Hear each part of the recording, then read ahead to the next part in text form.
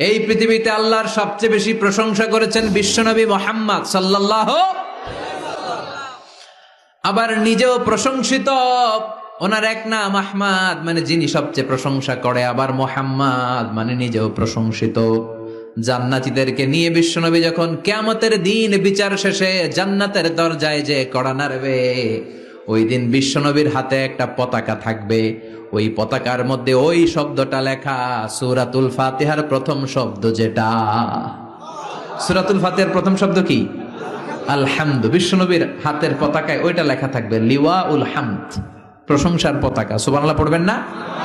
তার মানে আমরা এই সিদ্ধান্তে উপনীত হলাম যে সব সময় প্রশংসা করতে হবে একজনের। তিনি কে?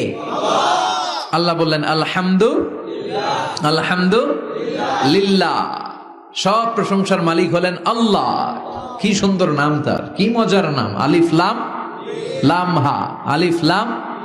সবাই বলেন আলিফ লাম লাম হা। আওয়াজ করে আলিফ লাম লাম হা। এটা কার নাম? আল্লাহর নামটা জপতে কেমন লাগে? হৃদয় থেকে এই গভীর রাতে আল্লাহর একটা ডাক দেন তো, বলেন আল্লাহ।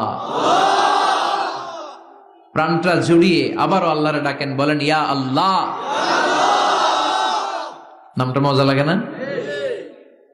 আল্লাহ বলেন হুয়াল আউয়াল ওয়াল আখির ওয়াল যাহির ওয়াল বাতিন। তিনি প্রথম, তিনি শেষ, তিনি প্রকাশ্য, তিনি গোপন। সুবহানাল্লাহ। তার মানে প্রথমে কে, শেষে কে?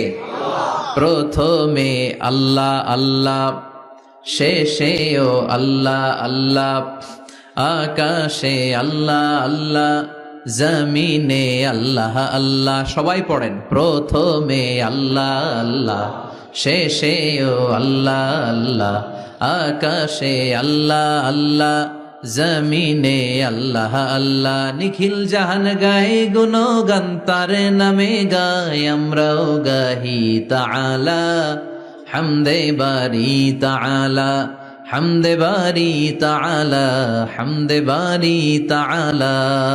সুবহানাল্লাহ পড়েন। আলহামদুলিল্লাহ। সকল প্রশংসার মালিক কে? আল্লাহ বললেন সকল প্রশংসার মালিক হলাম আমি, আর আমি হলাম রব্বিল আলামিন, জগৎ সমূহের রব। আল্লাহর আরেক নাম হলো রব। আল্লাহর আরেক নাম কি?